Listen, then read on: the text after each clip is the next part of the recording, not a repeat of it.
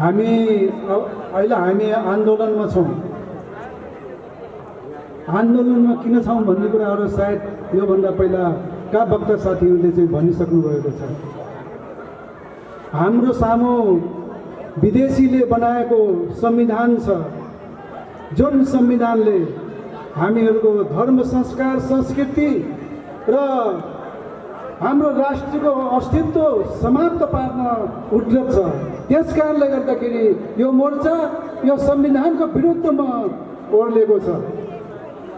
हामी राष्ट्रवादीहरू अलिकति छडिएर रहेको हामीले महसुस गरेका छौँ। धेरै राष्ट्रवादी समूहहरू छन् र जस कारणले गर्दाखेरि हाम्रो शक्ति बनिरहेको अवस्था चाहिँ हामीले देखेनौँ।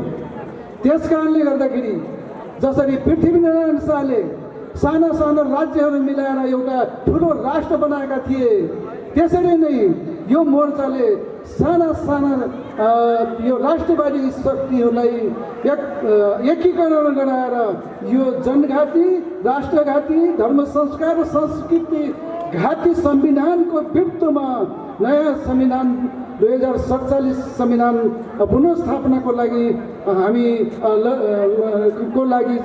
हामी यो लडाइँको मैदानमा छौँ। जनसमुदायहरू हामीहरू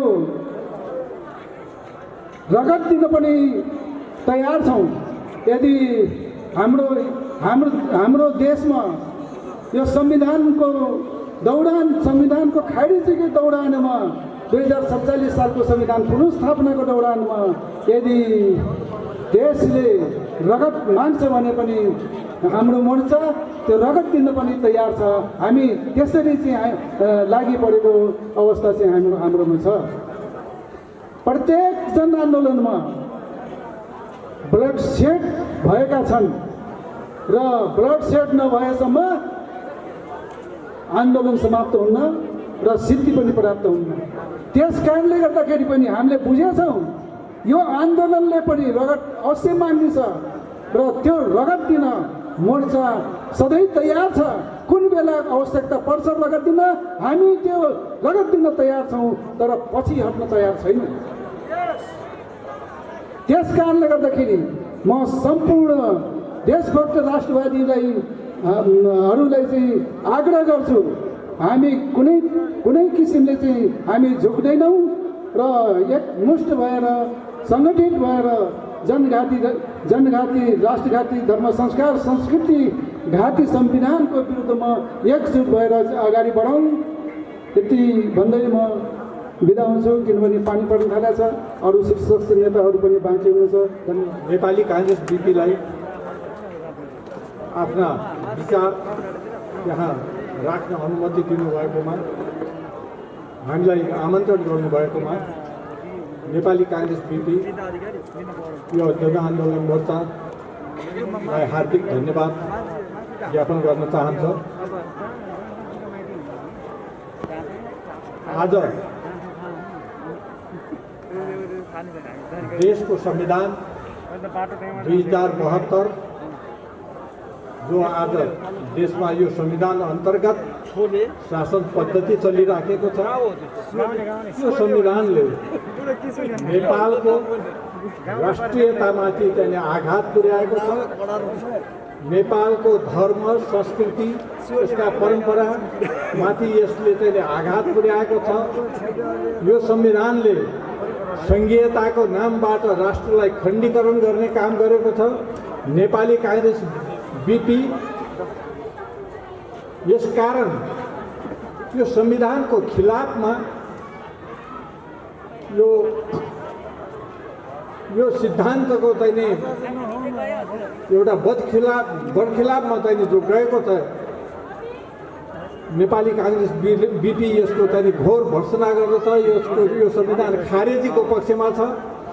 नेपाली काङ्ग्रेस बीपी जबसम्म यो संविधान खारेज हुँदैन तबसम्म सैन्य सङ्घर्षको चाहिँ मैदानमा अगाडि रहनेछ र नेपाली काङ्ग्रेस पार्टी हुँदै फेरि बीपी काङ्ग्रेस भनेर अर्को पार्टीको आवश्यकता किन पर्यो भन्ने धेरैलाई चाहिँ त्यो लागेको होला र यहाँलाई स्मरण गराउन चाहन्छु कि नेपाली काङ्ग्रेसले आफ्नो गौरवपूर्ण इतिहासलाई छोडेर जब संवैधानिक राज संस्थाको चाहिँ खिलाफमा गणतन्त्रमा गयो त बिपी कोइराला जननायक जसले जीवनभर बाँचुन्जेलसम्म यो मुलुकको लागि संवैधानिक राज संस्था अपरिहार्य विषय हो भनेर चाहिँ भनिराख्नुभयो, त्यो लाइन छोडेर गयो। जननायक बिपी कोइरालाले निर्माण गरेको पार्टीको विधानको लाइन छोडेर गयो। राष्ट्रियताको पहिलो विषय थियो, त्यो राष्ट्रियताको विषयमा नेपाली काङ्ग्रेसले चाहिँ आफ्नो विचारमा परिवर्तन गर्यो। त्यो राष्ट्रियता खलबल हुने काममा चाहिँ यो लाग्यो। त यो धर्मनिरपेक्ष नेपाली जनता नेपाली संस्कारबाट चाहिँ आएको विषय होइन। यो धर्मनिरपेक्षको विषयमा जब नेपाली काङ्ग्रेसले हस्ताक्षर गर्यो तब नेपाली काङ्ग्रेस बिपीको चाहिँ उत्पत्ति हुन गएको हो। 2072-73मा चाहिँ जब संविधान लागू भएको थियो त्यो बेलामा नेपाली काङ्ग्रेस बिपी आफ्नो जन्मको चाहिँ सुरसारमा थियो। आज 6 वर्ष भयो नेपाली काङ्ग्रेस बिपीले भर्खर आफ्नो महाधिवेशनबाट चाहिँ राष्ट्रमा यो सन्देश दिएको छ कि नेपाली काङ्ग्रेस बिपी नेपालमा संविधानले अङ्गीकार गरेको अहिलेको धर्मनिरपेक्षको खिलाफमा नेपाली काङ्ग्रेस बिपी छ। संवैधानिक राज संस्था नेपाली काङ्ग्रेस बिपीको चाहिँ विषय हो। गणतन्त्र नेपाली काङ्ग्रेस बिपीको विषय होइन। यो गणतन्त्रको खारेजीको पक्षमा नेपाली काङ्ग्रेस बिपी छ। अनि संघीयताको खारेजीमा जो जनताले चाहेको विषय थिएन। संघीयता चाहिँ कुनै बाह्य शक्तिको चाहिँ आवश्यकता थियो जसले नेपाललाई चाहिँ राजनीतिक अस्थिरता चाहन्थ्यो। नेपालमा चाहिँ राजनीतिक अस्थिरता गरेर उसले आफ्नो स्वार्थपूर्ति गर्नका लागि जसले राजनीतिलाई खलल पुर्याउने काम गर्यो तिनीहरूको लहैमा नेपाली काङ्ग्रेस लागेको हुनाले नेपाली काङ्ग्रेस बिपी आज जन्म भएको छ र एउटा प्रजातन्त्रको पक्षमा लडिराखेको पार्टी आज प्रजातान्त्रिक गतिविधि समाप्त गरेर एउटा स्वार्थवादी शक्तिमा परिणत भयो काङ्ग्रेस।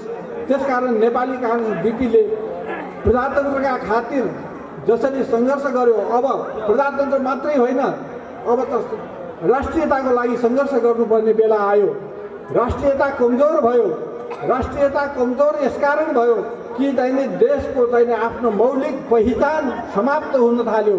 संस्कृति समाप्त भयो, संस्कार समाप्त भयो, धर्म समाप्त भयो। जुन नेपालीहरूको पहिचान थियो त्यो समाप्त हुन गयो। त्यो समाप्त भइसके पश्चात राष्ट्रियता समाप्त हुन लागिराखेको चाहिँ हामीले ठहर गऱ्यौँ र यो राष्ट्रियता जोगाउनको लागि नेपाली काङ्ग्रेस बिपीको चाहिँ बाटोबाट अगाडि बढ्न थाल्यौँ। र म आज यो बसन्तपुर डबलीबाट चाहिँ यही भन्न चाहन्छु कि निकट भविष्यमा नेपाली काङ्ग्रेस बिपीले सारा देशभरि अहिले बिपी काङ्ग्रेसको चाहिँ 52 जिल्ला अस्ति अधिवेशन गर्दासम्म 52 जिल्ला थियो। आज चाहिँ आजका मितिमा पुग्दाखेरि 55 जिल्लामा जिल्ला कमिटी हाम्रो बनिसकेको छ। त देशभरमा हाम्रा चाहिँ सङ्गठन मार्फत यो संविधानको खिलाफमा हाम्रा चाहिँ प्रचार अभियान अगाडि बढ्नेछ।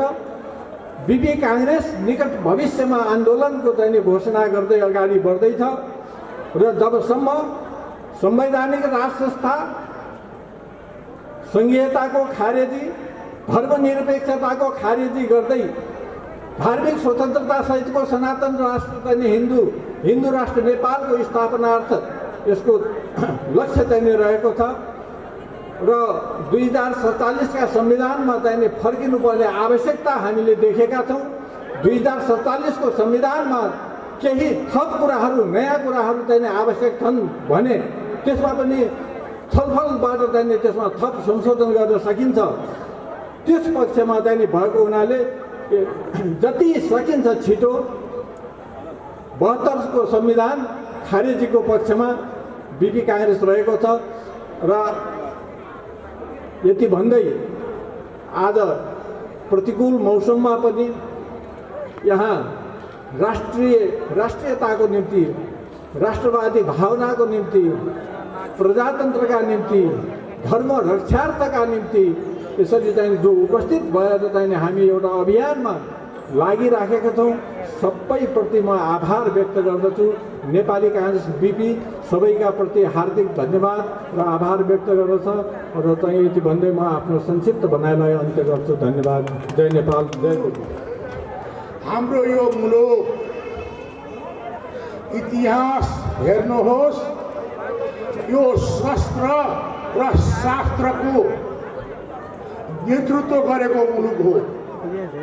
यो मुलुकले कुनै बेला यो धरतीको संस्कृति र सभ्यताको नेतृत्व गर्दथ्यो र नेपाल कहिले पराधीन भएन।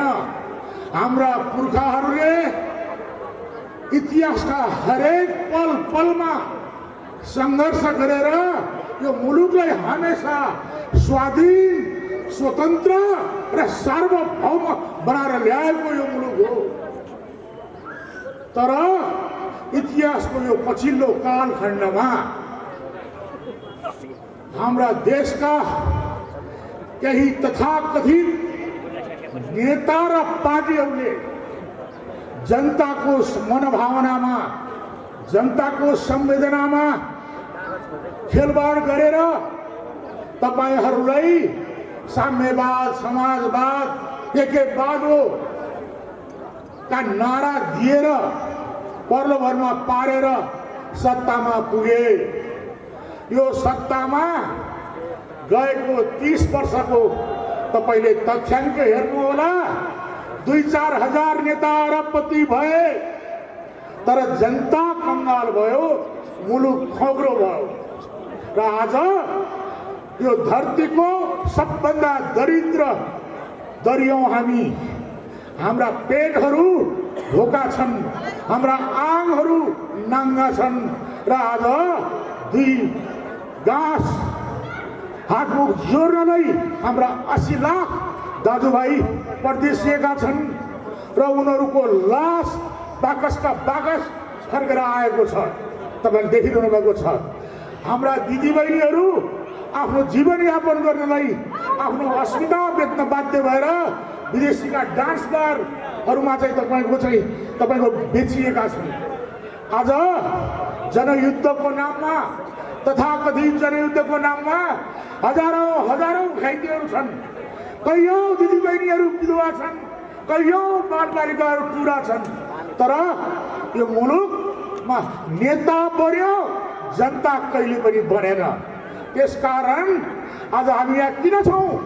हामी यसकारण छौँ कि अब नेता होइन, अब जनता बन्ने शासन चाहिएको छ। त्यो शासन भनेको इमान्दारिताको शासन हुन्छ, त्यो शासन भनेको नैतिकताको शासन हुन्छ, त्यो शासन भनेको सदाचारीको शासन हुन्छ। र अब यो मुलुकका भ्रष्टहरू, यो मुलुकका अनैतिकहरू जसले जनता ठगे, देश लुटे, देश कङ्गाल बनाए, यिनलाई जसरी हिजो रोमानियामा, जसरी हिजो विश्वका अनेक कुराका देशहरूमा त्यहाँका जनताले चोक चोकमा ल्याएर छुरी हानी मारेका थिए, त्यसै गरी यी भ्रष्टहरूलाई यदि हामीले ल्याएर सिद्ध्याएनौँ भने यो मुलुक नरहने अवस्था छ। त्यसकारण हामी वीर पुर्खाका सन्तान हौँ। यो देश खुकुरी चलाएर, घरेलु हतियार उठाएर हाम्रा पुर्खाले लडेर रगत पुर्याएर बनाएको देश हो। त्यसकारण हामी आफूलाई नबिर्सौँ। हामी ती वीर पुर्खाका सन्तान हौँ र जन्मदै सेना हौँ। त्यसकारण हाम्रो देशलाई चाहिएको बेलामा हाम्रा युवाहरू, हाम्रो दिदीबहिनीहरू सडकमा निस्केर घर घरबाट हतियार उठाएर पनि हामीले यस नालायक, यस भ्रष्ट, बेइमान अपराधीहरूलाई ठेगान लगाउनु पर्ने आजको आवश्यकता छ। त्यही कुरो जगाउनको लागि, दाजुभाइलाई जगाउनको लागि, दिदीबहिनीलाई जगाउनको लागि आज हामी यहाँ आएका छौँ र हाम्रो अनुरोध छ, देश रहेन भने हाम्रो पहिचान भेटिन्छ, हामी रहँदैनौँ।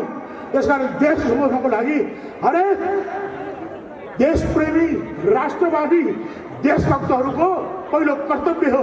यही कर्तव्य, यही जागरणको लागि हामी अनुरोध गर्दै म यही शब्द टुङ्ग्याउँछु। धन्यवाद।